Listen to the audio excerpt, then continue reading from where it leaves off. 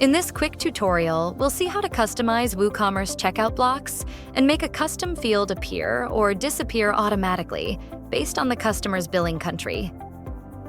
With the new checkout blocks, managing checkout fields is easier than ever. You can add fields like a GSTIN number and control their visibility without extra plugins. To do this, we'll add a custom GSTIN number field inside the billing address section using the Checkout Fields API.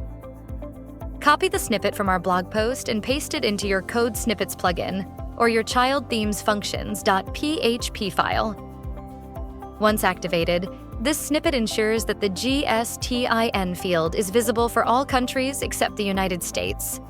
Now, let's see it in action. When the billing country is India or any other, the GSTIN field appears under the address section. But when we switch to the United States, it disappears instantly. And that's it. You've successfully added conditional visibility to your WooCommerce checkout blocks, creating a cleaner, smarter checkout experience for your customers.